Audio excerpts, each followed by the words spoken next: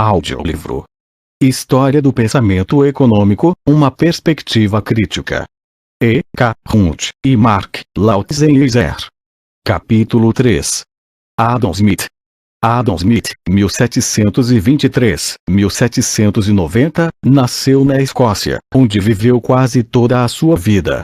Cursou as universidades de Glasgow e Oxford, 1737-1746, e foi professor em Glasgow, de 1751 a 1764.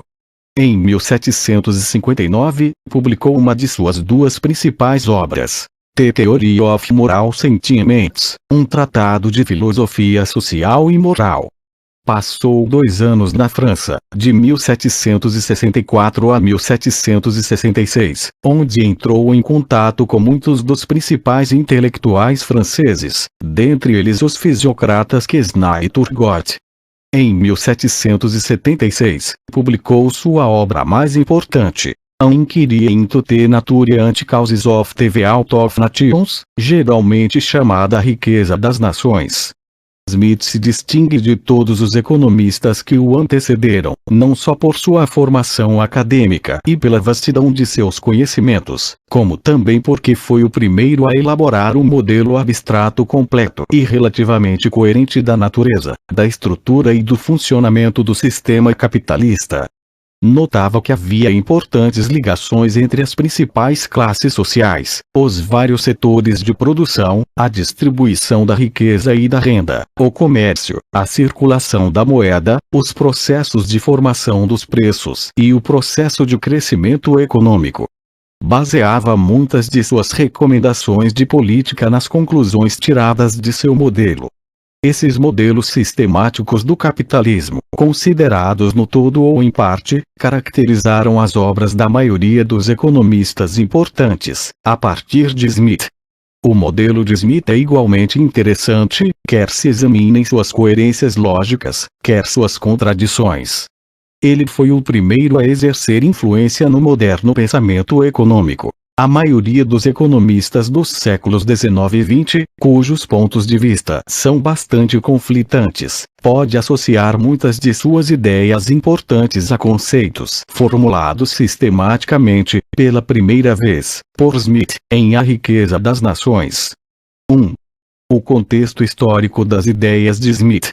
O modo de produção capitalista, após finalmente romper os grilhões do feudalismo e superar o período transitório do mercantilismo, atingiu seu clímax e revelou com mais clareza suas características socioeconômicas intrínsecas na Revolução Industrial, que ocorreu primeiro na Inglaterra e na Escócia, por volta das 3 últimas décadas do século XVIII e começo do século XIX, e difundiu-se por muitas partes da Europa Ocidental, no início do século XIX.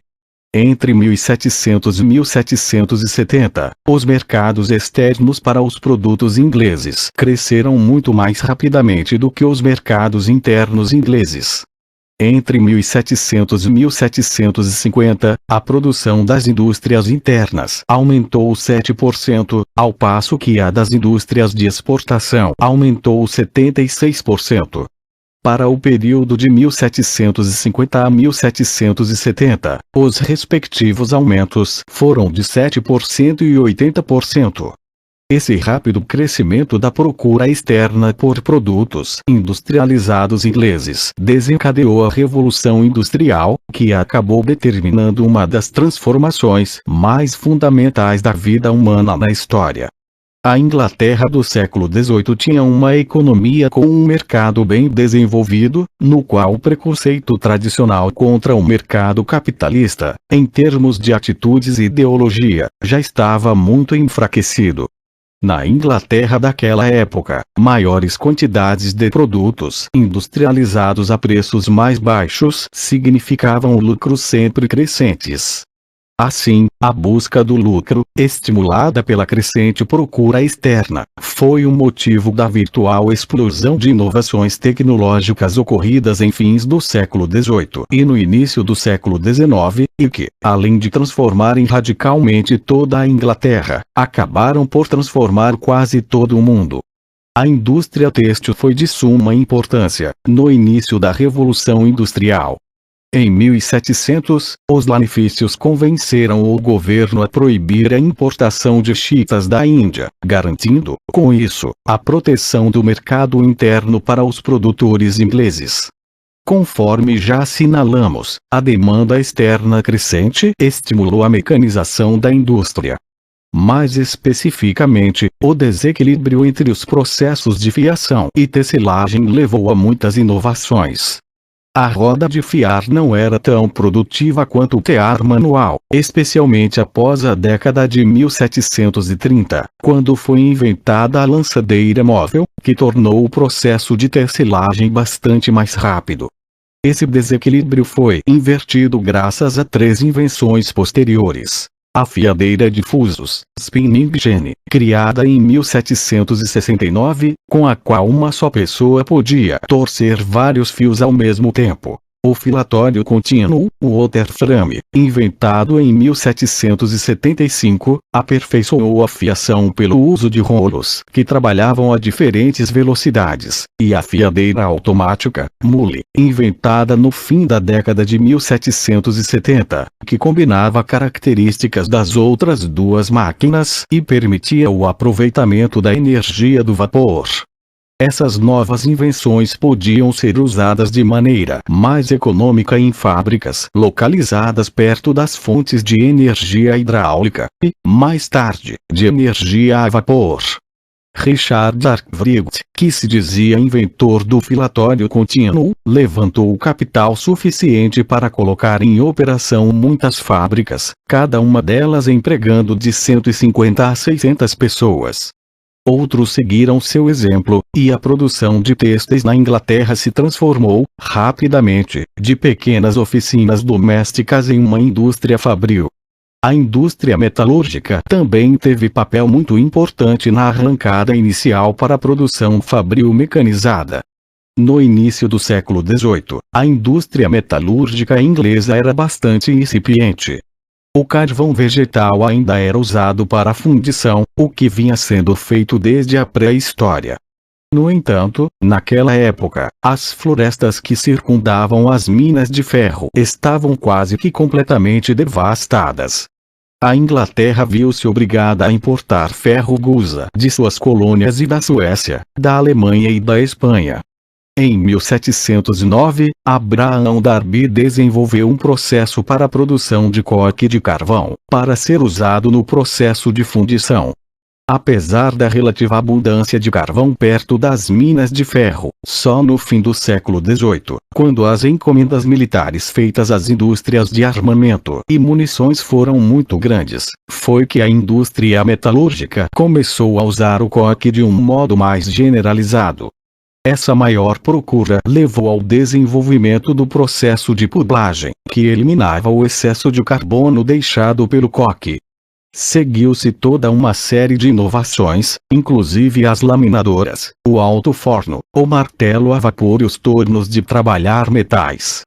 Todas essas invenções levaram a uma rápida expansão das indústrias metalúrgicas e de mineração de carvão, o que permitiu o uso generalizado de máquinas de ferro em uma grande variedade de indústrias. Empresários de muitas outras indústrias viram as possibilidades de maiores lucros, se conseguissem aumentar a produção e baixar os custos. Nesse período, houve um verdadeiro surto de atividades inventivas. Durante a segunda metade do século XVIII, cresceu de modo incomum o interesse pelas inovações técnicas. Durante os 100 anos anteriores a 1760, o número de patentes concedidas, em cada década, só alcançara 102 apenas uma vez e flutuara entre um mínimo de 22, 1700, 1709, e um máximo de 92, 1750, 1759. No período de 30 anos que se seguiu, 1760, 1789, o número médio de patentes concedidas aumentou de 205, na década de 1760, para 294, na década de 1770, e 477, na década de 1780. Não há dúvida de que a mais importante dessas inovações foi o desenvolvimento do motor a vapor. Os motores a vapor industriais tinham aparecido no começo do século XVIII, mas as dificuldades mecânicas tinham limitado seu uso ao bombeamento de água das minas. Em 1769, James Watt projetou um motor com especificações tão exatas, que o simples movimento de um pistão podia ser transformado em movimento giratório.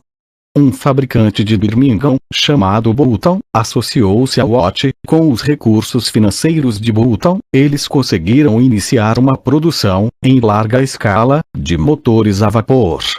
No fim daquele século, o vapor estava substituindo rapidamente a água como principal fonte de energia na indústria.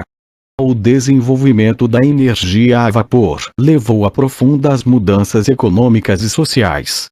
Com este novo e importante acontecimento, a invenção do motor a vapor, iniciou-se o estágio final e mais decisivo da Revolução Industrial.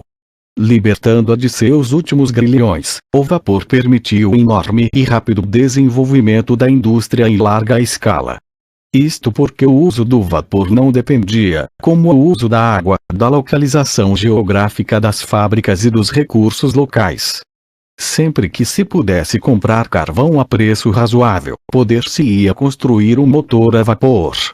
A Inglaterra tinha muito carvão e, no fim do século XVIII, ele já vinha sendo aplicado com muitas finalidades diferentes, ao mesmo tempo que uma rede hidroviária construída para este fim permitia que ele fosse transportado para toda parte, a baixo custo. Todo o país se transformou numa terra privilegiada, adaptado, mais do que todos os outros, ao crescimento da indústria. As fábricas não estavam mais presas aos vales, onde tinham aparecido, solitárias, ao lado de rápidas correntes de água. Passou a ser possível trazê-las para mais perto dos mercados, onde eram compradas suas matérias-primas e onde eram vendidos seus produtos finais, e para mais perto dos centros populacionais onde se recrutava mão de obra. As fábricas se multiplicaram próximas umas das outras e, amontoadas, deram origem às grandes e escuras cidades industriais, que o motor a vapor cercava com uma perpétua cortina de fumaça.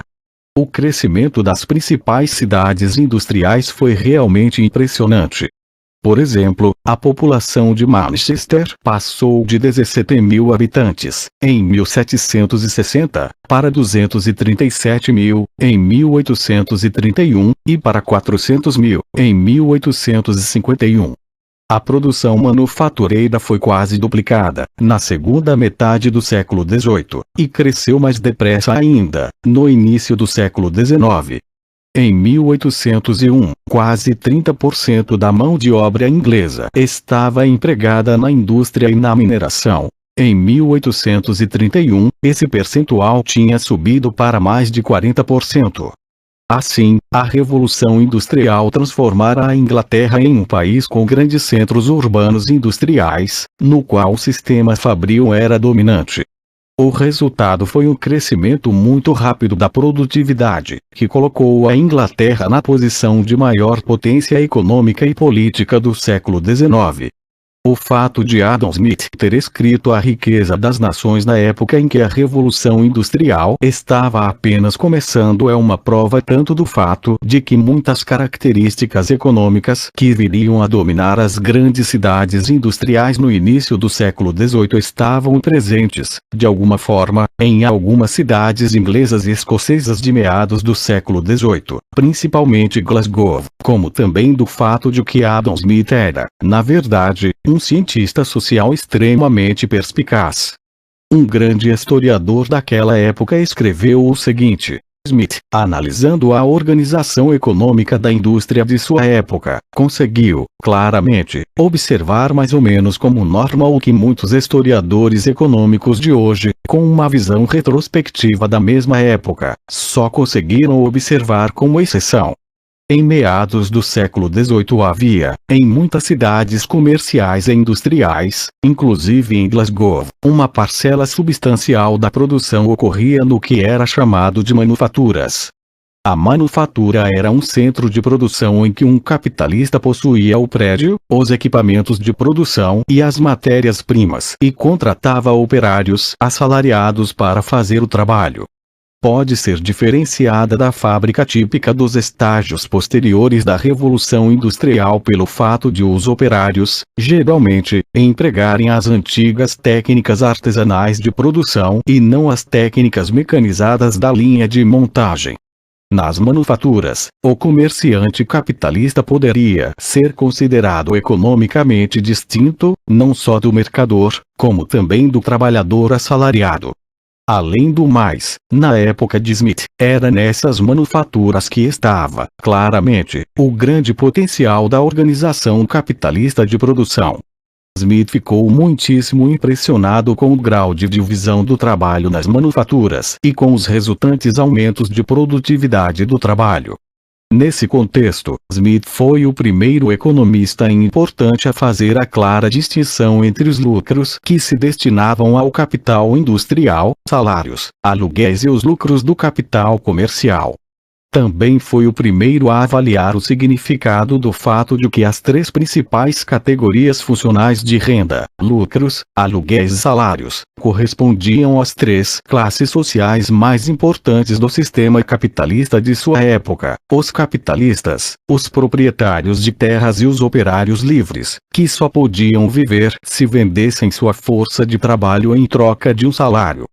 Também elaborou uma teoria histórica na qual procurou explicar a evolução dessa forma de sociedade de classes e uma teoria sociológica para explicar as relações de poder entre as três classes. 2. As teorias de história e sociologia, de Smith. As teorias de história e sociologia de Smith incluíam uma análise das origens e do desenvolvimento do conflito de classes na sociedade e uma análise da maneira pela qual o poder era exercido na luta de classes. Nessas teorias, estava sempre presente um tema que Smith discutiu com mais detalhes em sua teoria econômica.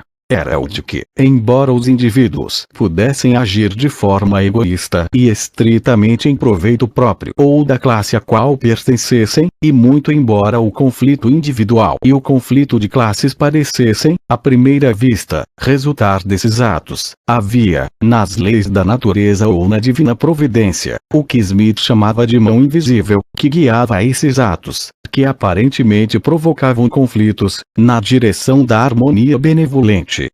A mão invisível não era fruto do desígnio de qualquer indivíduo. Era, simplesmente, o funcionamento sistemático de leis naturais. Essa é, inquestionavelmente, a maior incongruência, se não a maior contradição, da obra de Smith. Pode-se encontrar a mesma contradição na obra de David Ricardo, como veremos no capítulo 5. É por essa razão que as duas grandes correntes conflitantes do pensamento econômico dos séculos XIX e XX, uma delas enfatizando a harmonia social do capitalismo e a outra enfatizando seus conflitos sociais, podem ser associadas, em suas raízes intelectuais, às obras de Smith e Ricardo. A teoria da história, de Smith, começou com a proposição de que a maneira pela qual os seres humanos produziam e distribuíam as necessidades materiais da vida era o mais importante determinante das instituições sociais de qualquer sociedade, bem como das relações pessoais e de classe entre seus membros. Os tipos de relação de propriedade eram de particular importância na determinação da forma de governo de qualquer sociedade. Smith acreditava que havia 4 estágios distintos de desenvolvimento econômico e social: a caça, o pastoreio, a agricultura e o comércio. Em cada estágio, o entendimento dos métodos de produção e distribuição das necessidades econômicas de uma sociedade era a chave para a compreensão de suas instituições sociais e governos. A relação entre a base econômica e a superestrutura social e política não era, porém, tão rigidamente determinista. Smith deixava margem para variações locais e regionais, devidas à geografia e à cultura. Todas as sociedades estavam basicamente em algum desses estágios, embora pudessem estar passando por um período de transição em que certas características de dois estágios estivessem presentes. Não havia, porém, qualquer pressuposto de que as sociedades passassem obrigatoriamente de um estágio para o estágio seguinte. Só quando estivesse presente o conjunto apropriado de circunstâncias geográficas, econômicas e culturais é que haveria uma evolução social progressista. Smith definiu o estágio da caça como o estado mais baixo e rude da sociedade, tal como encontramos entre as tribos nativas da América do Norte. Nessas sociedades, a pobreza e a precariedade da existência envolviam uma igualdade, na qual inexistia qualquer forma institucionalizada de poder ou de privilégios, porque a base econômica necessária para esses privilégios e para esse poder não existia. Portanto, neste estado de coisas, não existe, na verdade, soberanos ou bem comum. O estágio imediatamente mais elevado era o do pastoreio, um estado mais avançado da sociedade, tal como encontramos entre os tártaros e os árabes. Nesse estágio, a economia permitia maiores agrupamentos sociais. A produção baseava-se na domesticação de animais e a criação exigia uma existência nômade. Nesse tipo de sociedade, encontramos, pela primeira vez, uma forma de riqueza que pode ser acumulada, o gado. A propriedade do gado tornou-se, então, a primeira forma de relação de propriedade e com ela surgiu a necessidade de criar uma proteção institucionalizada do privilégio e do poder. Portanto, a aquisição de propriedades valiosas e extensas requer, necessariamente, o estabelecimento do governo civil. Quando não existe propriedade, o governo civil não é tão necessário. O governo civil pressupunha uma certa subordinação, mas, à medida que a necessidade do governo civil vai gradativamente aumentando com a aquisição de propriedades de valor, com o crescimento destas propriedades de valor também vão gradativamente aumentando as principais causas que criam, naturalmente, a subordinação. Smith prosseguiu, então, investigando as circunstâncias ou causas que dão aos homens uma superioridade sobre a maior parte de seus semelhantes. Analisou várias circunstâncias particulares que levavam à subordinação institucionalizada e coercitiva de algumas pessoas a outras, em vários contextos sociais, mas descobriu uma circunstância importante, comum a todos os casos. O governo civil, instituído com a finalidade de oferecer segurança à propriedade, e, na realidade, instituído para defender o rico do pobre ou os que têm alguma propriedade dos que não têm propriedade alguma. O terceiro estágio social, o da agricultura, era identificado com a economia medieval, feudal, da Europa Ocidental. Nesse estágio, as sociedades se fixavam permanentemente em uma área, e a agricultura se tornava a atividade econômica mais importante. Com isso, a propriedade da terra passava a ser a relação de propriedade mais significativa na diferenciação das classes, segundo seus privilégios e poder. Naquela época, todas as terras foram ocupadas, em sua maioria, por poucos, mas grandes proprietários. A propriedade de grandes áreas de terra era fonte de poder social e político. Portanto, a sociedade era dividida em governados e governantes. Eles constituíam a nobreza e eram considerados geneticamente superiores aos governados. A lei da primogenitura impedia as grandes propriedades rurais de serem divididas, protegendo, assim, o poder da classe dirigente. Quando a terra era considerada, não como um simples meio de subsistência, mas como um meio de poder e proteção, achava-se que era melhor ela ser herdada por uma só pessoa. Naquela época desordenada, todo proprietário de terras era uma espécie de pequeno príncipe. Seus arrendatários eram seus súditos. Ele era o juiz e, de certa forma, o legislador durante a paz e o líder durante a guerra. Smith achava de particular importância duas características da sociedade agrícola. Primeiramente, a nobreza rica era severamente limitada nas formas pelas quais poderia usar sua riqueza. Num país que não tenha comércio exterior ou qualquer produto manufaturado mais refinado, um grande proprietário, nada tendo por que trocar a maior parte do produto de suas terras, que não esteja ligado à manutenção dos agricultores, consumirá tudo no ambiente doméstico rústico. Se este excedente for suficiente para manter 100 ou 1000 homens, ele só poderá usá-lo mantendo 100 ou 1000 homens. Portanto, estará sempre cercado de um grande número de agregados e dependentes que, não tendo com que retribuir sua manutenção e sendo inteiramente mantidos pela generosidade do proprietário das terras, são obrigados a obedecer a ele, pela mesma razão pela qual os soldados têm que obedecer ao príncipe que lhes paga. Em segundo lugar, esse método de organização econômica envolvia a manipulação do poder absoluto pela nobreza, com muito poucos direitos e muito pouca liberdade para a grande maioria do povo. A extensão dos direitos e o aumento da liberdade da maioria dos produtores eram considerados por Smith dois dos aperfeiçoamentos mais importantes introduzidos pelo avanço até o estágio mais alto, ou comercial, da sociedade. Na opinião de Smith, o aparecimento das cidades europeias foi a grande força que levou ao estabelecimento do estágio comercial de desenvolvimento social. Essas cidades eram vistas como dependentes do comércio exterior e, em larga escala, como economicamente independentes da economia agrícola medieval. Os senhores medievais permitiram o crescimento de cidades independentes, por causa dos aluguéis e de outros benefícios que delas poderiam obter. Nas cidades, surgiu um novo ambiente político no qual os produtores gozavam de mais liberdade do que tiveram em qualquer estágio anterior de desenvolvimento social. Também houve uma extensão muito maior dos direitos de propriedade, que permitiu aos produtores aspirar à criação de riqueza para si próprio e não para um senhor. Essa maior liberdade e segurança liberou um dos mais poderosos motivos humanos: a vontade de acumular riquezas materiais. Smith acreditava que a natureza tinha, em toda parte, criado uma ilusão nas pessoas. A de que a felicidade pessoal era fruto, principalmente, da riqueza material.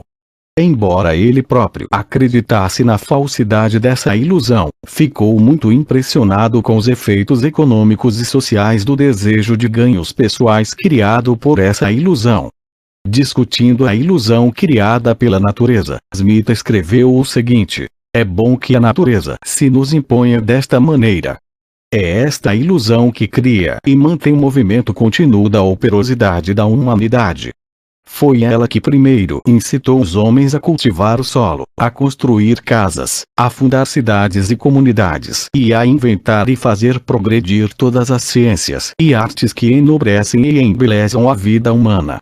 Vemos, aqui, o tema que permeava as obras de Smith. A ideia de que as pessoas são conduzidas por uma mão invisível, no sentido de promover o bem social, sem que essa promoção seja parte de seu intento ou motivo.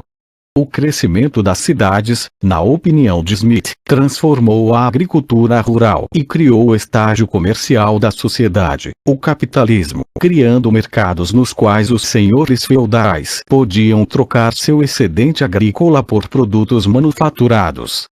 O desejo de obter produtos manufaturados levou aos movimentos de cercamentos. Isso ocorreu, segundo Smith, porque a agricultura medieval era muito ineficiente. A vontade de comprar mais produtos levou os senhores a aumentar a eficiência, mandando embora os colonos desnecessários e diminuindo o número de trabalhadores da terra ao número necessário para cultivá-la, de acordo com o estado imperfeito de cultivo e os progressos daquela época. Isso também levou à característica que Smith considerava como a mais progressista no capitalismo, o aumento da liberdade e da segurança da maioria dos produtores. Enquanto os proprietários de terras lutavam para aumentar a eficiência econômica, motivos puramente egoístas os levaram a abolir as condições de servidão e escravidão e a permitir que esses antigos servos e escravos gozassem de certos direitos de propriedade e segurança. Ele argumentava que uma pessoa que não pudesse adquirir propriedade alguma não poderia ter outro interesse que não o de comer o mais que pudesse e trabalhar o mínimo possível. Assim, o que poderia parecer um ato esclarecido e moral, era, na realidade, outro exemplo da mão invisível ou da sabedoria divina. Quando, por princípios naturais, somos levados a progredir rumo aos fins que nos seriam recomendados por uma razão refinada e esclarecida, somos bem capazes de imaginar que isto é a sabedoria do homem quando, em realidade, é a sabedoria de Deus. A maior eficiência da agricultura orientada para o comércio estabeleceu a base econômica para a expansão das cidades e para um crescimento contínuo da manufatura lucrativa.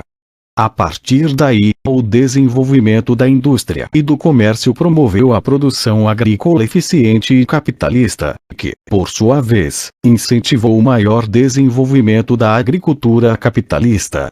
O crescimento dessa troca mutuamente benéfica criou a sociedade comercial ou capitalista, que Smith considerava a forma mais elevada e progressista da sociedade humana.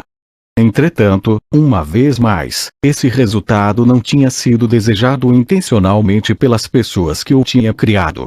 Nas palavras de Andrew Skinner, um famoso estudioso das ideias de Smith, assim, por um lado, ele, Smith, argumentava que os proprietários que usavam o produto de suas próprias terras em troca de manufaturados só estavam procurando satisfazer a vaidade mais infantil, enquanto que, por outro lado, os mercadores e artífices só estavam agindo com base no princípio egoísta de ganhar dinheiro onde quer que ele pudesse ser ganho. Acrescentou ele. Nenhum deles tinha conhecimento nem antevisão da grande revolução que a insensatez de um e a operosidade de outro estavam gradativamente provocando. Mais uma vez, encontramos um exemplo da tese típica de Smith, de que o homem é conduzido, como que por uma mão invisível, a promover fins que não fazem parte de sua intenção inicial. Em uma sociedade capitalista, Smith via que diferentes condições de propriedade eram, uma vez mais, a base das grandes divisões de classes. A propriedade determinava a fonte da renda de um indivíduo, e essa fonte de renda era o principal determinante do status da classe social. Toda a produção anual de todo o país divide-se naturalmente em três partes: o aluguel da terra, os salários ligados ao trabalho e os lucros do capital, e constituem a renda de três ordens diferentes de pessoas: os que vivem de aluguéis, os que vivem de salários e os que vivem de lucros. Essas são as três ordens principais, originais e constituintes de todo o país civilizado. Contudo, em uma sociedade de mercado em que a terra e o capital não eram de classes separadas, quer dizer, em uma sociedade em que os próprios trabalhadores controlavam os meios de produção, toda a produção do trabalho pertencia ao trabalhador. Smith não tinha dúvidas quanto ao fato de que, das três classes sociais, o trabalho é o único criador de valor ou riquezas. O produto anual da terra e do trabalho de qualquer nação não pode ser aumentado por qualquer outro meio, que não seja o aumento do número de trabalhadores produtivos ou da força produtiva dos trabalhadores já empregados. E, ainda, não foi com o ouro nem com a prata, mas com o trabalho, que toda a riqueza do mundo foi comprada pela primeira vez.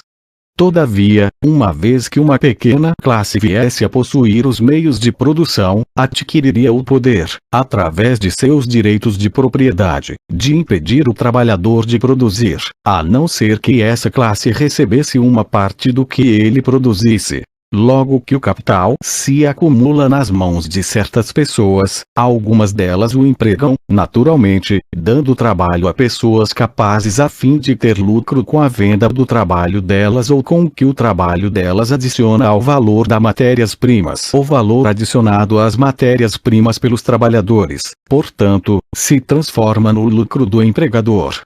A divisão do produto do trabalho entre salários e lucros foi determinada na luta entre trabalhadores e capitalistas para determinar a taxa de salários. O salário comumente pago pelo trabalho depende, sempre, do contrato que é feito entre as duas partes, cujos interesses não são, de modo algum, os mesmos. Os trabalhadores querem ganhar o máximo e os patrões querem pagar o mínimo possível. Aqueles se dispõem a juntar-se para elevar os salários e os patrões se dispõem a juntar-se para diminuir os salários pagos pelo trabalho.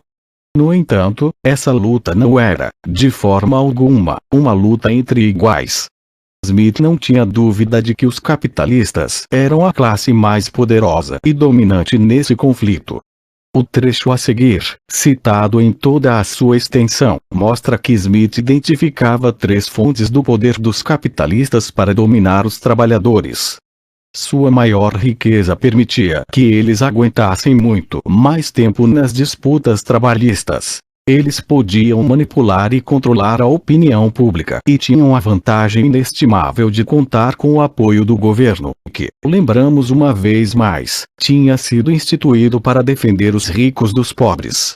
Em suas lutas, tanto os capitalistas quanto os trabalhadores se juntavam, segundo as palavras de Smith, entravam em combinação, para melhorar sua posição na luta de classes.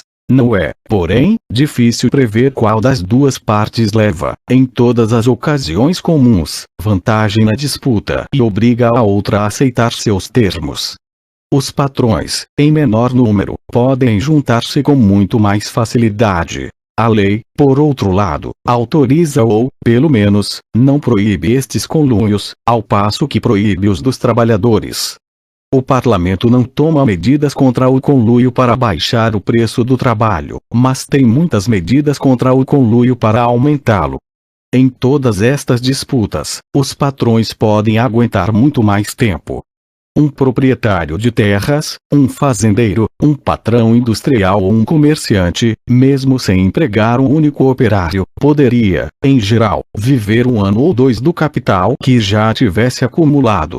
Muitos trabalhadores não conseguiriam subsistir 1 semana. Poucos poderiam subsistir 1 mês e talvez nenhum conseguisse ficar 1 ano sem emprego. Os patrões estão sempre, e em toda parte, numa espécie de conluio tácito, porém constante e uniforme, para não elevar os salários dos trabalhadores. Na verdade, raramente ouvimos falar destas combinações, porque elas são o estado comum e natural das coisas, do qual ninguém ouve falar.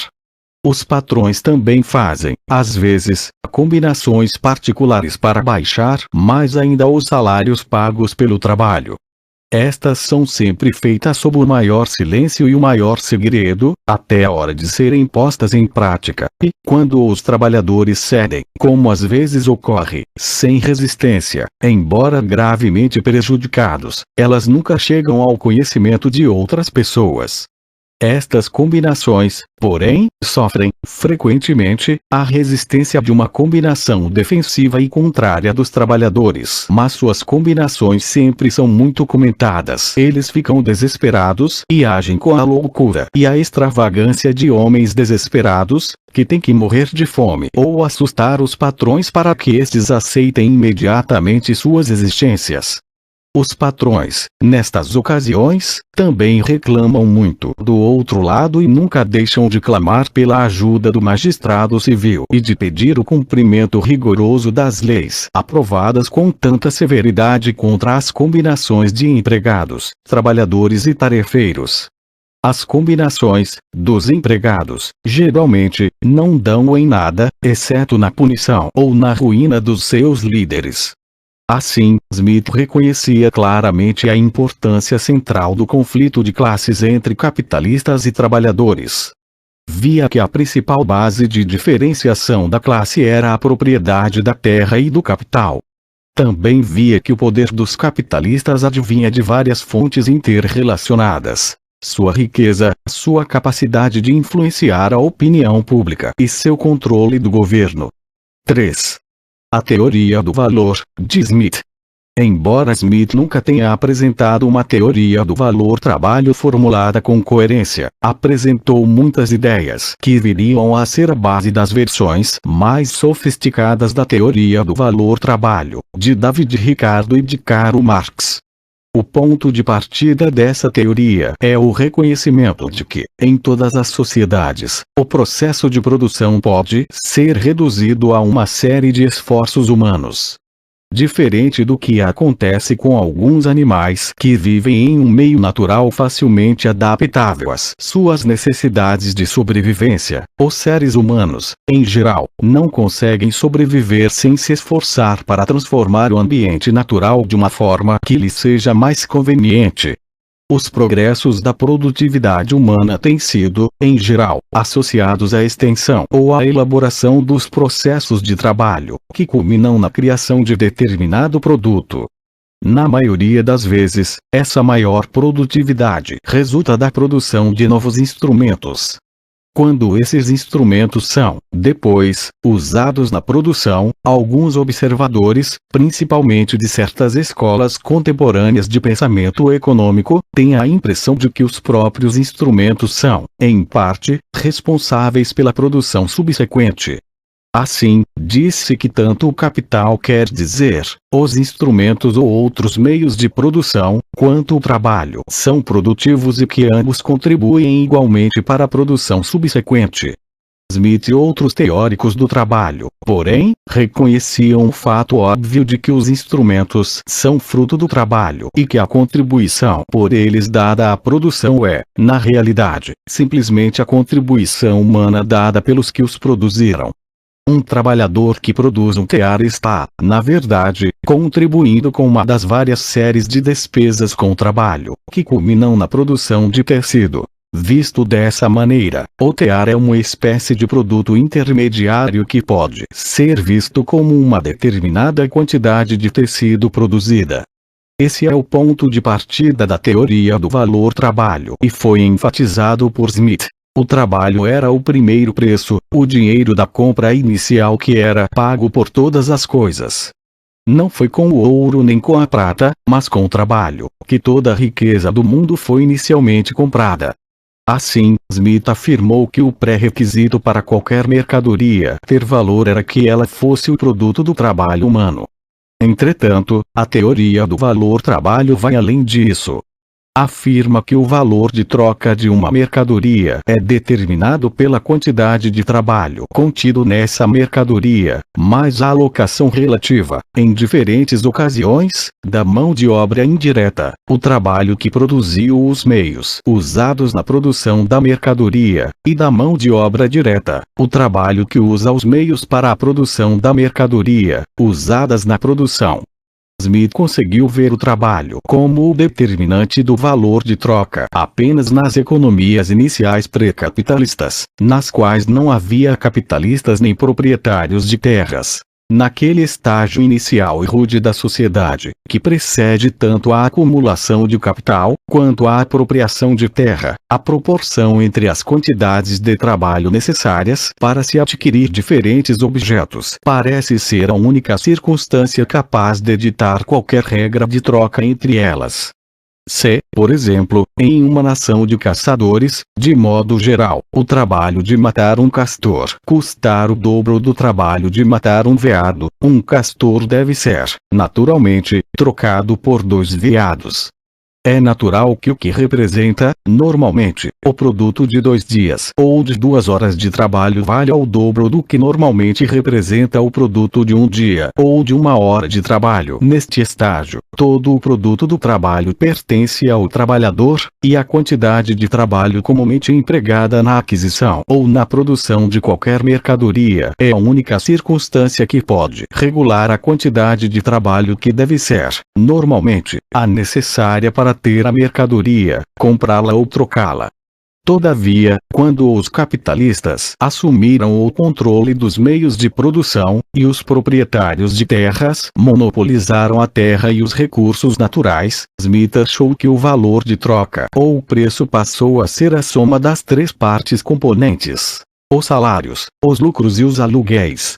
Logo que o capital se acumula nas mãos de determinadas pessoas, escreveu ele, o trabalhador tem, na maioria dos casos, que o dividir, o produto de seu trabalho, com o dono do capital que o emprega. A quantidade de trabalho comumente empregada na compra ou na produção de qualquer mercadoria deixa de ser a única circunstância que pode regular a quantidade que deve ser necessária para, normalmente, comprar, ter ou trocar a mercadoria. É evidente que é preciso uma quantidade adicional para o lucro do capital quando as terras de qualquer país se transformam, todas elas, em propriedade privada. Os proprietários, como todos os outros homens, passam a querer colher o que nunca plantaram e exigem um aluguel. O trabalhador tem que desistir de uma parcela do que o seu trabalho produz ou colhe para entregá-la ao proprietário da terra. Esta parcela ou, o que vem a dar no mesmo, o preço desta parcela constitui o aluguel da terra, tornando-se uma terceira parte componente do preço da maior parte das mercadorias. Como os lucros e o aluguel têm de ser somados aos salários para a determinação dos preços, a teoria dos preços de Smith foi chamada, por um eminente historiador, de uma teoria da soma, uma mera soma dos três componentes básicos do preço. A razão pela qual essa teoria diferia da teoria do trabalho que Smith julgava fosse aplicável ao estado inicial e rude da sociedade era que o componente lucro de um preço não tinha a necessária relação com o trabalho incorporado à mercadoria. Smith percebeu que a concorrência tendia a igualar os lucros auferidos sobre capitais do mesmo valor, isto é, se um capitalista tivesse 100 libras em teares e recebesse 40 libras de lucro por ano sobre eles, a concorrência e a busca de lucros máximos tenderiam a criar uma situação em que 100 libras de qualquer outro tipo de capital também renderiam 40 libras de lucro por ano. Os lucros do capital poderiam ser considerados apenas uma denominação diferente para os salários de determinado tipo de trabalho, o trabalho de inspeção e direção. Mas são totalmente diferentes, são regulados por princípios bastante autossuficientes e não são proporcionais à quantidade, à dificuldade ou à criatividade deste suposto trabalho de inspeção e direção. São regulados inteiramente pelo valor do capital empregado e são maiores ou menores em proporção a este valor. Segue-se desse princípio que os preços poderiam continuar proporcionais às quantidades de trabalho incorporadas à mercadoria, apenas no caso de o valor do capital por trabalhador ter sido o mesmo em diferentes linhas de produção. Se essa condição se verificasse, os lucros baseados no valor do capital teriam a mesma proporção em relação aos salários de cada linha de produção, e os salários adicionados aos lucros dariam um total, ou um preço, se o aluguel fosse ignorado, proporcional ao trabalho incorporado à produção das mercadorias.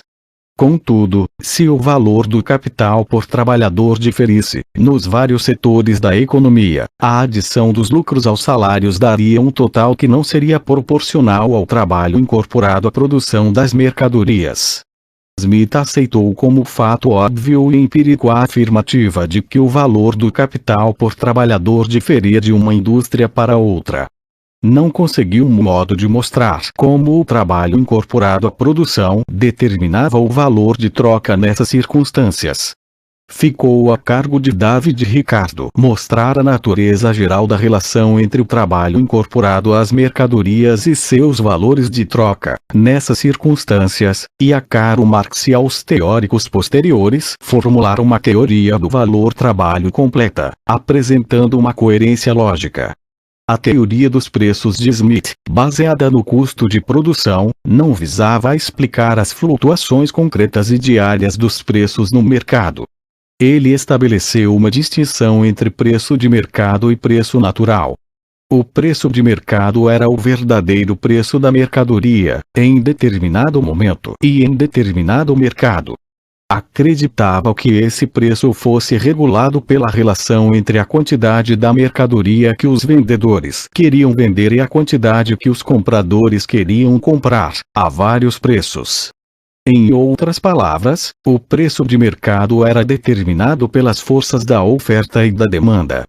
Se a oferta fosse pequena, em comparação com a demanda, a oferta pequena seria alocada aos compradores que se dispusessem a pagar um preço alto. Se a oferta fosse grande, em relação à demanda, o preço teria de baixar, para induzir os compradores a comprar toda a quantidade. O preço natural era o preço ao qual a receita da venda fosse apenas suficiente para dar ao proprietário de terras, ao capitalista e aos trabalhadores, aluguéis, lucros e salários equivalentes aos níveis habituais ou médios de aluguéis, lucros e salários, em termos sociais. Havia, porém, uma ligação muito importante entre o preço de mercado e o preço natural. Ele era uma espécie de preço de equilíbrio, em torno do qual os preços de mercado variavam de um dia para o outro, e eram as forças da oferta e da demanda que tendiam a impelir o preço de mercado para junto do preço natural. Se a demanda fosse grande, em comparação com a oferta, e se o preço de mercado estivesse mais alto do que o preço natural, os lucros ultrapassariam a taxa média socialmente aceitável de lucro. Esses lucros elevados atrairiam outros capitalistas que estivessem sempre procurando encontrar indústrias nas quais pudessem ter mais lucro. À medida que esses novos capitalistas começassem a produzir e a vender a mercadoria, sua oferta aumentaria e, com isso, seu preço baixaria. Enquanto o preço de mercado continuasse acima do preço natural, esse processo prosseguiria, mas, quando o preço de mercado tivesse sido forçado a baixar até chegar ao preço natural, os lucros auferidos naquela indústria passariam a ser iguais à taxa média de lucros socialmente aceita, e não haveria mais incentivo para os capitalistas aumentarem a oferta da mercadoria. Se a procura fosse pequena em relação à oferta, e se o preço de mercado fosse mais baixo do que o preço natural, os lucros ficariam aquém da taxa média socialmente aceita. Esses lucros baixos induziriam alguns capitalistas a sair do setor e a investir seu capital em outro setor, nas quais a taxa de lucro fosse maior. Isso reduziria a oferta e, como consequência, aumentaria o preço da mercadoria. Mais uma vez, esse processo prosseguiria até o preço de mercado ter sido elevado a ponto de atingir o preço natural. Assim, o preço natural era um preço de equilíbrio determinado pelos custos de produção, mas estabelecido no mercado pelas forças de oferta e da demanda. As flutuações do preço de mercado tenderiam a ficar em torno do preço natural. Pela teoria dos preços de Smith, a quantidade demandada alocaria o capital da sociedade pelos diversos setores, determinando, assim, a composição ou as quantidades relativas das diferentes mercadorias produzidas. Entretanto, o custo da produção determinaria, por si só, o preço de equilíbrio ou preço natural que tenderia a prevalecer em qualquer mercado. Havia dois grandes pontos fracos na teoria dos preços de Smith. Primeiramente, os três componentes dos preços, salários, lucros e aluguéis, eram, eles próprios, preços ou derivavam de preços. Uma teoria que explica os preços com base em outros preços não pode explicar os preços em geral. Para entendermos um preço, temos de saber quais são os outros preços. Surge logo a questão de como esses outros preços foram explicados. E se eles também tiverem de ser explicados em termos de outros preços, ficamos presos numa cadeia interminável, em que os determinantes últimos dos preços nunca podem ser explicados. Smith compreendeu vagamente essa dificuldade e dedicou os capítulos 8, 9 e 11 do livro Uma da Riqueza das Eneações a tentativas de explicar os níveis dos salários, dos lucros e dos aluguéis, em termos das circunstâncias históricas e institucionais do sistema capitalista de sua época. Essas tentativas, muito embora ricas em insights importantes, não tiveram êxito, e a teoria dos preços de Smith tem de ser vista como tendo apresentado um elemento de circularidade, explicação de preços em termos de outros preços, do qual ele nunca conseguiu se livrar. Conforme veremos em outros capítulos, só duas teorias do valor tiveram, de fato, êxito na quebra dessa circularidade e na explicação de todos os preços com base em um determinante externo. A primeira foi a teoria do valor-trabalho, que Smith não conseguiu formular em situações em que o valor do capital por trabalhador diferisse, em diferentes setores da economia. A segunda foi a teoria do valor-utilidade, que tornou os preços dependentes do valor de uso ou valor de utilidade. A rejeição de Smith ao valor de uso como possível determinante dos preços ficou explícita. A palavra valor, deve-se observar, tem dois significados diferentes e, às vezes, expressa a utilidade de determinado objeto e, outras vezes, o poder de comprar outros bens, conferido pela posse desse objeto. Um deles pode ser chamado de valor de uso e do outro, de valor de troca. As coisas que têm mais valor de uso têm, quase sempre, pouco ou nenhum valor de troca. Ao contrário, as coisas que têm mais valor de troca têm, frequentemente, pouco ou nenhum valor de uso. Nada mais útil do que a água. No entanto, ela compra muito pouca coisa. Quase nada pode ser obtido em troca de água. Um diamante, pelo contrário, tem pouco valor de uso, mas pode ser, quase sempre, trocado por uma grande quantidade de outros bens. Os economistas que defendem uma teoria do valor baseada na utilidade referem-se a essa passagem como o paradoxo da água e do diamante. Smith, porém, não via isso como um paradoxo, mas, simplesmente, como uma afirmativa de que o valor de uso e o valor de troca não estavam sistematicamente relacionados entre si. Mais tarde, teóricos da utilidade explicariam essa diferenciação entre a utilidade total dos diamantes, a qual Smith se referira, e sua utilidade marginal. A teoria do valor-utilidade será discutida em outros capítulos.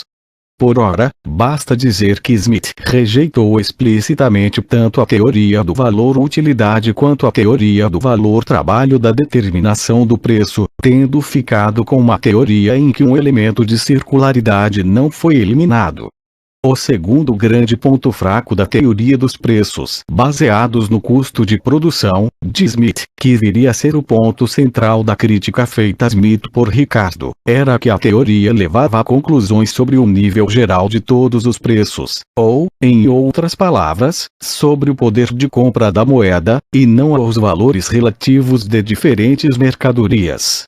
Pela teoria de Smith, se acontecesse algo que aumentasse qualquer um dos três componentes do custo de uma mercadoria, o valor dessa mercadoria teria de aumentar.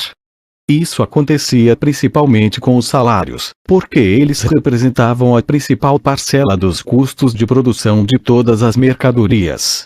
Smith e todos os economistas clássicos acreditavam que os salários tenderiam a ficar no nível de subsistência ou próximo dele. A maior parcela dos gastos de subsistência de um trabalhador era com alimentos, que, na época de Smith, eram, em sua maioria, produtos baseados em cereais, ou trigo, como eram chamados os cereais naquela época. Seguia-se, portanto, que, se o preço do trigo estivesse alto, os salários monetários necessários para manter os trabalhadores no nível de subsistência também teriam de ser altos, mas, se os salários fossem altos, o preço de todas as mercadorias teria de ser alto, porque os salários constituíam o maior componente dos custos de toda a produção.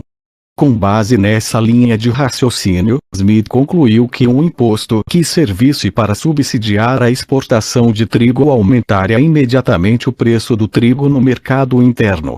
O efeito final desse imposto seria não tanto o aumento do valor real do trigo, quanto a diminuição do valor real da prata, ou, então, fazer com que a mesma quantidade dessa última fosse trocada por uma menor quantidade não só de trigo, mas também de todas as outras mercadorias nacionais. O preço monetário do trabalho e de tudo que é produzido por meio da terra ou do trabalho tende a aumentar ou baixar, necessariamente, de modo proporcional ao preço monetário do trigo. O significado político prático dos impostos e subsídios do governo inglês contemporâneo que afetavam o preço do trigo será discutido nos capítulos sobre Malthus e Ricardo. Nesse ponto, estamos interessados nas implicações desse enfoque com relação à teoria do valor. A ideia de que o valor da prata não dependia, como o das outras mercadorias, de seus custos de produção, mas do valor do trigo, parecia um paradoxo que precisava ser explicado. Além do mais, está claro que variações de preço de qualquer mercadoria que fosse amplamente usada como insumo produtivo teriam o mesmo impacto sobre o valor da prata que as mudanças de valor do trigo. Portanto, a teoria de Smith poderia ser reduzida à afirmativa de que o valor da prata depende do valor das mercadorias amplamente usadas como insumos produtivos. Isso, porém, criava problemas especiais. A prata, ou moeda, era a medida de valor de troca comumente usada, ou o numerário, em termos do qual se expressavam os valores de troca relativos. Estava claro, para Ricardo e para outros críticos de Smith, que, se o preço do trigo ou de qualquer outro insumo produtivo aumentasse, os efeitos sobre os valores de várias mercadorias seriam diferentes. Para algumas mercadorias, o trigo seria um insumo muito significativo. Essas mercadorias poderiam ser chamadas de intensivas em trigo, enquanto, para outras, seria relativamente insignificante. Era óbvio que o preço monetário das mercadorias intensivas em trigo aumentaria muito mais do que os preços monetários das mercadorias nas quais o trigo fosse um insumo menos significativo. Isso queria dizer que haveria uma mudança nas razões de troca entre os dois conjuntos de mercadoria. As mercadorias intensivas em trigo teriam um valor relativamente mais alto e as demais mercadorias teriam um valor relativamente mais baixo. Contudo, pela teoria de Smith, o valor de todas as mercadorias seria maior, simplesmente porque a medida de valor, o numerário do valor, ou moeda, teria mudado. Smith não apresentava argumento algum em defesa da noção de que um aumento do preço do trigo diminuiria o valor relativo da prata. Além do mais, se a mercadoria na qual o trigo era usado mais intensamente como insumo fosse usada como medida, o valor de todas as mercadorias teria diminuído, porque essa mercadoria teria aumentado seu valor em relação a todas as outras mercadorias. Seguia-se, então, que, pela teoria de Smith, o impacto de uma variação do preço do trigo sobre os valores de outras mercadorias dependeria da mercadoria escolhida como numerário. Todavia, Smith, os outros economistas clássicos e Marx estavam, todos eles, interessados em formular uma teoria do valor na qual não só pudessem explicar os preços relativos, como também calcular o valor total do produto, de maneira a não refletir a ambiguidade de uma medida arbitrariamente escolhida. Se a composição do produto estivesse mudando e as razões de troca relativas e o valor da medida também estivessem variando, o valor do produto total poderia aumentar ou diminuir, dependendo da medida escolhida. Para os economistas que formularam a teoria do valor-trabalho, esse era um problema particularmente importante, conforme veremos nos capítulos sobre Ricardo e Marx. A versão da teoria do valor-trabalho de Ricardo exigia uma medida independente das variações de preço, com a qual ele pudesse comparar todo o produto social com o total dos insumos necessários, a fim de chegar à mais-valia total. A mais-valia, por sua vez, passava a ser a base para o cálculo da taxa de lucro, que, por sua vez, era necessária para explicar o padrão dos preços relativos. Isso será discutido mais detidamente. Por enquanto, basta explicar por que os economistas clássicos procuravam uma medida invariável de valor e por que Ricardo, em particular, criticou essa deficiência da teoria de preços de Smith. Embora a incapacidade de Smith em mostrar como uma teoria do valor-trabalho poderia explicar os preços em uma economia capitalista fosse um sinal de que ele não atribuía a mesma importância que Ricardo e Marx atribuíam à descoberta de uma medida invariável de valor, ele realmente tentou encontrar a melhor medida possível de valor. Começou rejeitando o ouro e a prata, porque as condições em que eram produzidos variavam e, portanto, seriam medidas variáveis. Insistiu em dizer que uma mercadoria que está sempre variando de valor nunca pode ser uma medida exata do valor de outras mercadorias. A melhor medida do valor, em sua opinião, era a quantidade de trabalho que qualquer mercadoria poderia oferecer em uma troca. Quando alguém possuía uma mercadoria, argumentava ele, o poder que essa posse lhe dá imediata e diretamente é um poder de compra. Um certo controle sobre todo o trabalho ou sobre todo o produto do trabalho que se encontra no mercado naquele momento. Sua fortuna é maior ou menor precisamente em proporção a esse poder ou à quantidade de trabalho de outros homens ou, o que equivale a um mesmo, ao produto do trabalho de outros homens que sua fortuna permite comprar ou terça-feira. O valor de troca de tudo tem sempre de ser precisamente igual ao grau desse poder conferido ao seu dono. Essa, porém, não era uma boa escolha. Assim como o preço do ouro ou da prata podia variar, os salários pagos pelo trabalho também podiam variar. E, como o salário representa o preço de compra do trabalho, a medida de valor de Smith era variável. É óbvio que o preço de qualquer mercadoria pode variar e, de fato, varia. Portanto, a quantidade de qualquer mercadoria que pode ser comprada depende tanto de seu próprio valor, quanto do valor do objeto por ela trocado, podendo modificar-se de acordo com a variação de qualquer um dos dois. Portanto, a quantidade de qualquer mercadoria que pode ser obtida em troca nunca pode ser um padrão de valor invariável. Às vezes, é possível compreender algumas coisas analisando-se os erros cometidos por um grande pensador, tanto quanto estudando suas proposições cientificamente válidas. A escolha de Smith do trabalho incorporado como uma medida invariável de valor é um desses erros. Tal erro nos pode esclarecer quanto à perspectiva social geral segundo a qual Smith quase sempre tendia a ver os processos econômicos de sua época. O historiador Ronald L. Meek escreveu o seguinte: do ponto de vista de um empregador capitalista, que organiza a produção de mercadorias, não porque queira ele mesmo consumi-las ou trocá-las por bens de subsistência, mas porque queira vendê-las com lucro e acumular capital, a medida mais apropriada do valor real dessas mercadorias pode até parecer a quantidade de trabalho assalariado que a venda das mercadorias permite que o capitalista consiga no período seguinte de produção. Quanto maior a quantidade de trabalho assalariado contido nessas mercadorias, maior será o acréscimo que o capitalista poderá fazer em sua mão de obra e maior será, portanto, a quantidade que ele poderá acumular.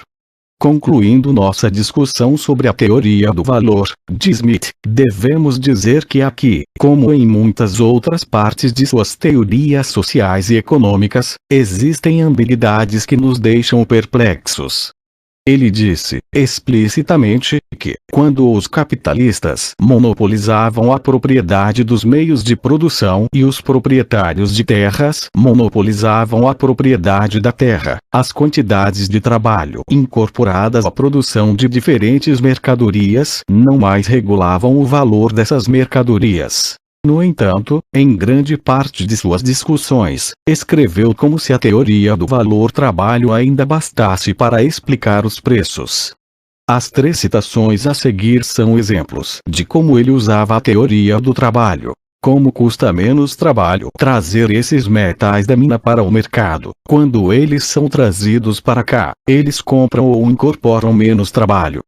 Num país naturalmente fértil, mas cuja maior parte das terras ainda esteja inteiramente sem ser aproveitada, o gado, as aves, toda a espécie de caça etc., por poderem ser adquiridos com uma quantidade de trabalho muito pequena, também comprarão apenas uma quantidade muito pequena.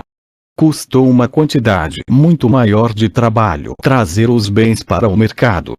Quando eles foram trazidos para cá, portanto, tiveram de ser comprados ou trocados ao preço de uma maior quantidade. 4. A teoria do bem-estar econômico, de Smith. A teoria econômica de Smith era, acima de tudo, uma teoria normativa ou orientada para as políticas. Sua principal preocupação era identificar as forças sociais e econômicas que mais promoviam o bem-estar humano e, com base nisso, recomendar políticas que melhor promovessem a felicidade humana. A definição de Smith de bem-estar econômico era bastante simples e direta. O bem-estar humano dependia da quantidade do produto do trabalho anual e do número dos que deveriam consumi-lo. Outro critério de bem-estar não explicitamente definido por Smith, porém importante em muitas de suas discussões, era o de que o bem-estar poderia ser aumentado à medida que a composição do produto a ser consumido correspondesse mais às necessidades e aos desejos dos que comprassem e usassem o produto. Analisando as forças que tendiam a aumentar o bem-estar econômico, Smith elaborou um modelo que delineava os componentes sociais e econômicos mais importantes do capitalismo e explicitava a principal motivação que impelia o sistema. O capitalismo era dividido em dois setores básicos de produção, a agricultura e a indústria. A produção de mercadorias exigia três grupos distintos de insumos: a terra, inclusive os recursos naturais, o trabalho e o capital. As três principais classes sociais do capitalismo, os proprietários de terras, os trabalhadores e os capitalistas, correspondiam a esses três grupos. As bases legais e sociais dessa divisão de classes eram as leis da propriedade e a distribuição da propriedade real entre as pessoas. Cada uma das três classes sociais recebia uma forma distinta de remuneração monetária: aluguéis, salários e lucros. Essas formas de renda de classe, conforme vimos, correspondiam às três partes componentes dos custos de produção e determinavam os preços das mercadorias. Smith supunha que todo comportamento econômico fosse caracterizado por motivos egoístas e aquisitivos, apesar de admitir que, no comportamento não econômico, as pessoas tivessem outros motivos, inclusive altruístas. O pressuposto de que todo comportamento econômico se baseia em motivos egoístas e aquisitivos iria tornar-se o fundamento da economia neoclássica, em fins do século XIX e começo do século XX. No contexto da teoria da história, de Smith, o capitalismo representava o estágio mais alto de civilização e atingiria seu ponto culminante quando tivesse evoluído para um estado em que o governo tivesse adotado uma política de laissez-faire, permitindo que as forças da concorrência e o livre jogo da oferta e da demanda regulassem a economia, que ficaria quase que completamente livre das restrições do governo ou de suas intervenções. Toda a estrutura de a riqueza das ações leva às conclusões de laissez-faire, de Smith. A primeira terça parte da obra, livros 1 e 2, desenvolve os conceitos e as teorias econômicas de Smith. O livro 3 detalha as ideias de Smith sobre o aparecimento histórico do capitalismo. O livro 4 é dedicado basicamente a uma discussão das políticas e teorias dos mercantilistas, capítulos 1 a 8, e aos fisiocratas, capítulo 9. Ao final do capítulo 9 do livro 4, juntam-se todos os elementos da análise. Com base em suas próprias análises, Smith rejeitou as teorias e políticas, tanto dos mercantilistas como dos fisiocratas, e depois indicou qual era o sistema que maximizaria o bem-estar econômico. Essa afirmação é a principal conclusão do livro. O capitalismo laissez-faire ou, conforme Smith o chamava, o sistema óbvio e simples de liberdade natural, é afirmado como o melhor sistema econômico possível. Portanto, tendo sido completamente afastados todos os sistemas de preferência ou de restrição, o sistema óbvio e simples de liberdade natural se estabelece por si mesmo. Todo homem fica perfeitamente livre para buscar seus próprios interesses, à sua própria maneira, e para concorrer, com seu esforço e com seu capital, com o esforço e o capital de outros homens ou tipos de homem. O soberano fica completamente livre do dever de supervisionar o esforço particular das pessoas e de dirigi-lo para as finalidades mais adaptadas ao interesse da sociedade. Resumiremos agora alguns argumentos com base nos quais Smith tirou essa conclusão final. O nível de produção de qualquer sociedade dependia, em sua opinião, do número de trabalhadores produtivos e do nível de sua produtividade. Ela, por sua vez, dependia da especialização ou da extensão da divisão do trabalho. O maior aumento da capacidade produtiva do trabalho e a maior parte da habilidade, destreza e capacidade de julgamento que o dirige para qualquer fim ou com que ele é feito parecem ter sido fruto da divisão do trabalho. O grau de divisão do trabalho era governado por duas circunstâncias. Primeiramente, tinha de haver um mercado bem desenvolvido ou uma economia de trocas comerciais, a fim de que houvesse uma especialização generalizada. Existindo uma economia de mercado, o grau de especialização dependeria do tamanho do mercado. Assim como o poder de troca ocasiona a divisão do trabalho, a extensão dessa divisão será sempre limitada pela extensão daquele poder ou, em outras palavras, pela extensão do mercado. A divisão do trabalho mais importante ou fundamental era entre a agricultura rural e a indústria urbana. Existem algumas espécies de indústria, escreveu Smith, que só podem operar numa grande cidade. A ordem natural do desenvolvimento econômico era, primeiro, a agricultura, seguida pela manufatura urbana e pelo comércio exterior.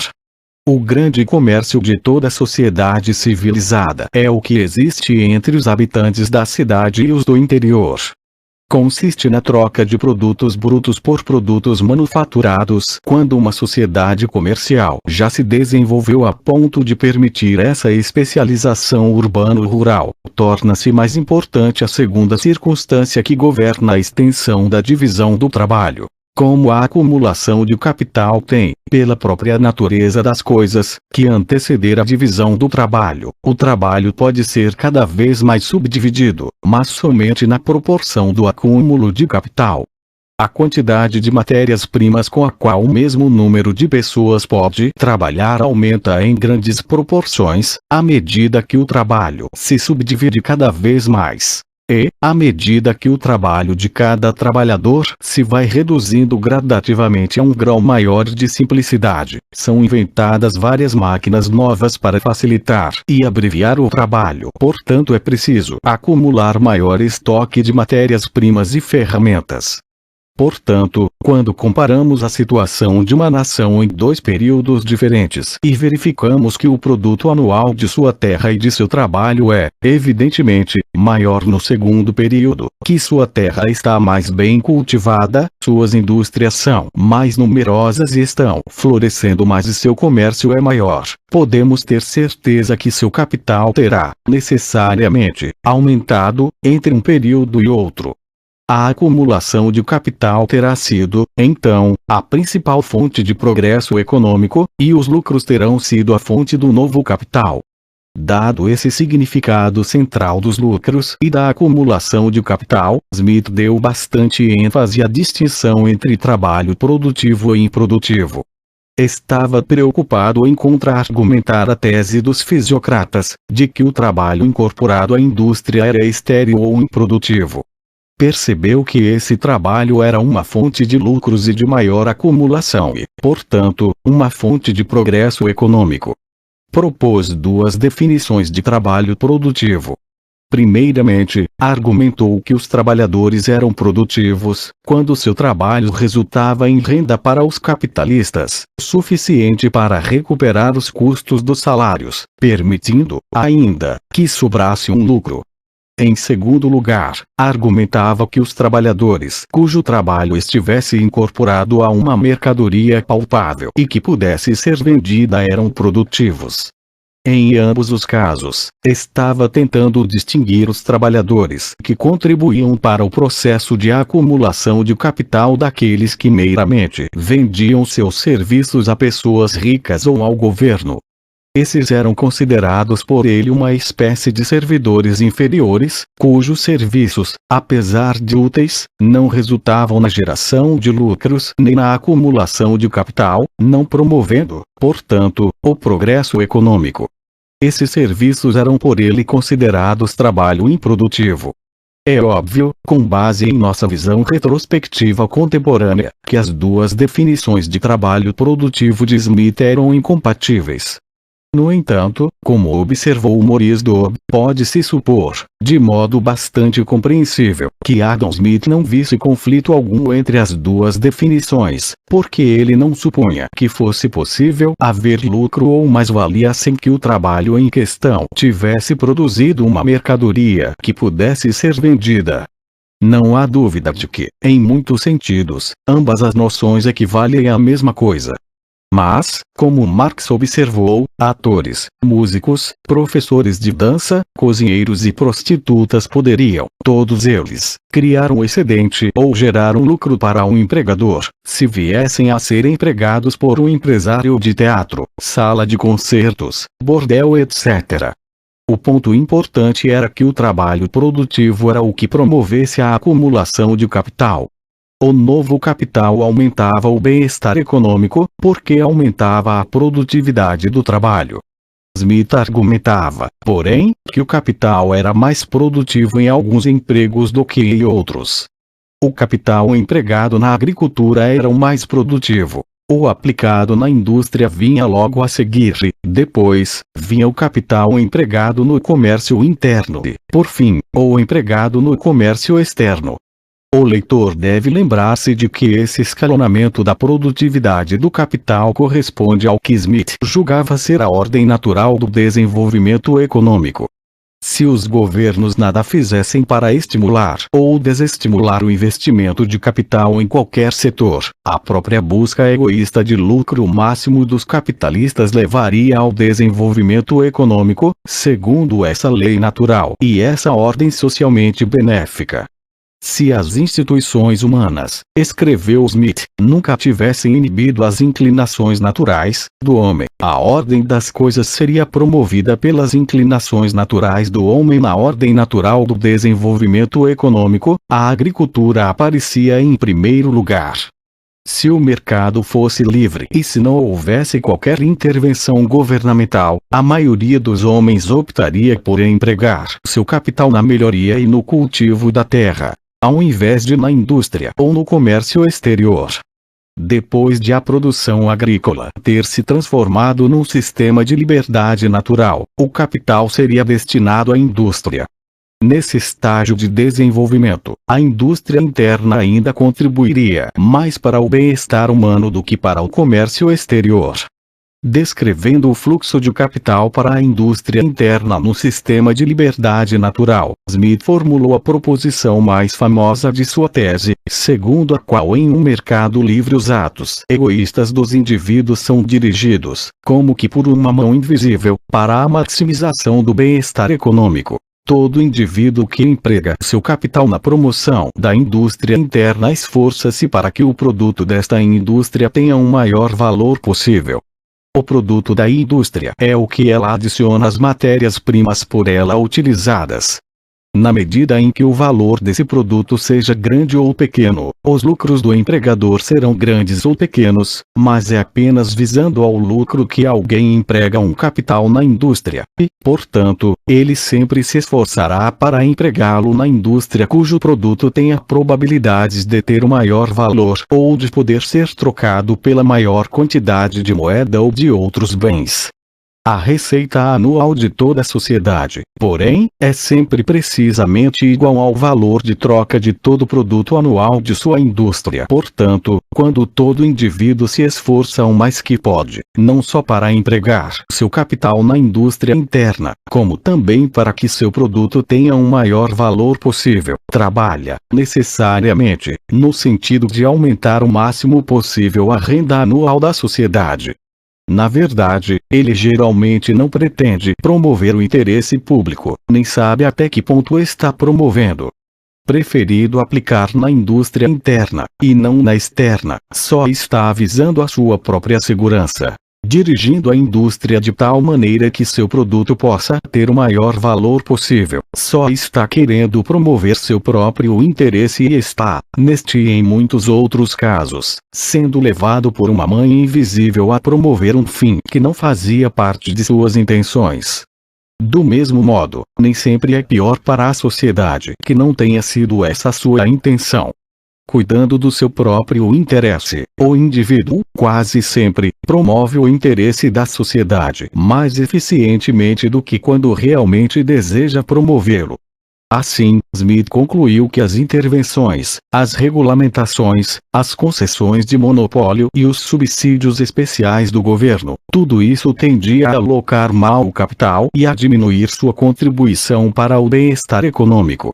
Além do mais, esses atos do governo tendiam a restringir os mercados, reduzindo, assim, a taxa de acumulação de capital e diminuindo a extensão da divisão do trabalho e, com isso, o nível de produção social. Os mercados livres e em concorrência não só dirigiriam o emprego de capital para os setores em que ele fosse mais produtivo, como também fariam, mais uma vez por meio da mão invisível, que dirigia a maximização egoísta do lucro para canais socialmente úteis, com que fossem produzidas as mercadorias de que as pessoas precisassem e mais desejassem. Não devemos esperar que nosso jantar venha da benevolência do açougueiro, do cervejeiro ou do padeiro, mas, sim, de sua consideração para com seus próprios interesses. Nós não nos dirigimos ao seu humanitarismo, e sim ao seu amor próprio, e nunca lhes falamos de nossas necessidades, mas de suas vantagens. A influência de Smith nas doutrinas econômicas socialmente conservadoras desses 2 últimos séculos está principalmente em sua crença de que, numa economia de mercado concorrencial, laissez-faire e capitalista, o livre mercado dirigia todos os atos egoístas, aquisitivos e voltados para o lucro para um sistema óbvio e simples, socialmente benéfico e harmonioso, de liberdade natural. Declarou ele que as funções apropriadas do governo deveriam ser estritamente limitadas. O homem de governo que tentasse dirigir as pessoas dizendo como elas deveriam empregar seu capital não só ficaria sobrecarregado com uma tarefa de todo desnecessária, como também assumiria uma autoridade que não poderia ser confiada a uma única pessoa, nem mesmo a um conselho ou a um senado, e que em nenhum outro lugar seria tão perigosa quanto nas mãos de um homem que fosse suficientemente louco e presunçoso para julgar-se apto para exercê-la. O governo só deveria ter 3 funções. Primeiro, a função de proteger a sociedade da violência e da invasão de outras sociedades independentes. Segundo, a função de proteger, na medida do possível, todo membro da sociedade da injustiça e da opressão de qualquer de seus membros, ou a função de oferecer uma perfeita administração da justiça. E, por fim, a função de fazer e conservar certas obras públicas e de criar e manter certas instituições públicas, cuja criação e manutenção nunca despertariam o interesse de qualquer indivíduo ou de um grupo de indivíduos, porque o lucro nunca cobriria as despesas que teriam estes indivíduos, embora, quase sempre, tais despesas pudessem beneficiar e reembolsar a sociedade como um todo. 5. Conflito de classes e harmonia social. Está claro que o sistema óbvio e simples de liberdade natural de Smith era visto como um sistema econômico no qual prevalecia a harmonia. É claro que Smith tinha consciência de que os motivos egoístas e aquisitivos levavam a conflitos individuais e a conflitos de classes. Todavia, no contexto social do capitalismo concorrencial, esses conflitos eram apenas aparentes e acabavam não sendo reais. A mão invisível solucionava automaticamente os conflitos superficiais ou aparentes da melhor maneira, para a felicidade humana. As obras de Smith, porém, impressionam o leitor por serem extremamente ambíguas, quando não contraditórias, quanto à questão do conflito de classes versus harmonia social, no capitalismo. Um argumento central, ao qual voltaremos em outros capítulos deste livro, é o de que os proponentes da teoria do valor-trabalho veem o conflito de classes como algo de importância fundamental para a compreensão do capitalismo, enquanto a teoria do valor-utilidade vê a harmonia social como fundamental e leva, inevitavelmente, a uma versão do argumento da mão invisível, de Smith. Só quando Smith abandonou a teoria do valor-trabalho é que ele pôde argumentar em favor da mão invisível e da harmonia social. Grande parte da análise de Smith, porém, deriva de sua perspectiva da teoria do trabalho. Assim, ele conseguiu argumentar que o trabalho era o único criador original de valor, que os trabalhadores tinham de dividir o produto de seu trabalho com duas classes, cuja fonte de poder e cuja reivindicação à renda não decorriam da produção de mercadorias, mas da propriedade. Que a propriedade dava a algumas pessoas o direito de colher o que não tinha plantado e que a proteção dos direitos de propriedade pelo governo era, basicamente, uma defesa do rico contra o pobre. Além disso, como vimos, Smith acreditava que os salários fossem determinados por uma luta econômica, social e política entre trabalhadores e capitalistas, na qual os capitalistas, quase sempre, levavam a melhor. Também sabia que os empresários usavam de todos os meios disponíveis para evitar a concorrência e garantir monopólios, como fica evidenciado pelas duas citações seguintes. As pessoas que têm os mesmos negócios raramente se reúnem, mesmo em festas ou em locais de diversão, mas sua conversa termina em uma conspiração contra o povo ou em alguma combinação para aumentar os preços. O interesse dos empresários, porém, em qualquer ramo de comércio ou indústria é sempre, em alguns aspectos, diferente e até mesmo oposto ao interesse do povo. Seu interesse é sempre diminuir a concorrência, mas isso sempre será contrário aos interesses do povo, e só poderá servir para permitir que os empresários, aumentando seus lucros para níveis maiores que o normal, cobrem, em proveito próprio, um imposto absurdo do resto de seus concidadãos. Analisando os efeitos do capitalismo, da acumulação de capital e de sua consequente divisão do trabalho sobre a maioria dos trabalhadores, as duas citações seguintes também são reveladoras. A diferença de talentos naturais em diferentes homens é, na realidade, muito menor do que percebemos. A diferença de caráter entre um filósofo e de um simples carregador, por exemplo, não parece ser devida tanto à natureza, mas ao hábito, aos costumes e à educação. Quando eles vieram ao mundo, e durante os 6 ou 8 primeiros anos de vida, talvez fossem muito parecidos, e nem seus pais nem seus colegas de brincadeiras conseguiriam perceber qualquer diferença marcante. Mais ou menos com essa idade, ou logo depois, eles passaram a se dedicar a ocupações muito diferentes. No progresso da divisão do trabalho, o emprego da maior parte dos que vivem do trabalho, quer dizer, da grande maioria das pessoas, acaba sendo limitado a umas poucas operações simples, quase sempre uma ou duas.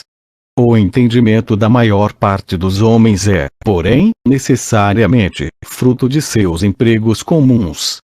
O homem que passa a vida inteira executando algumas operações simples e cujos efeitos talvez sejam sempre os mesmos ou bastante parecidos, não tem oportunidade alguma de usar sua mente ou aproveitar sua capacidade inventiva para descobrir expedientes para vencer dificuldades que nunca ocorrem. Portanto, ele perde, naturalmente, o hábito deste esforço e, geralmente, fica tão burro e ignorante quanto uma criatura humana se pode tornar. O torpor de sua mente o torna não só incapaz de apreciar ou de manter qualquer conversa racional, como também de conceber qualquer sentimento generoso, nobre ou terno e, consequentemente, ter qualquer opinião até sobre muitos deveres rotineiros da vida cotidiana. Para esses trabalhadores, o valor da mão invisível e do sistema óbvio e simples de liberdade natural parece muito afastado. Além do mais, quando se considera que o governo existe para proteger os ricos dos pobres, que é usado como principal meio para os capitalistas sobrepujarem os trabalhadores em suas lutas por salários, e que os capitalistas usam todos os meios à sua disposição, inclusive o governo, para garantir e proteger seus monopólios, fica-se pensando como Smith esperava que se alcançasse o sistema de liberdade natural, no qual o governo só tivesse 3 deveres e a mão invisível dirigisse todos os atos egoístas e gananciosos para um todo harmonioso e mutuamente benéfico. Levando-se em conta essas dificuldades e as inúmeras análises profundas e esclarecedoras de A Riqueza das Nações, não é de admirar que a influência intelectual de Smith possa ser percebida em duas tradições rivais do pensamento econômico dos séculos XIX e XX, uma delas enfatizando a teoria do valor-trabalho e o conflito de classes, e a outra enfatizando a teoria do valor-utilidade, a harmonia social e a mão invisível.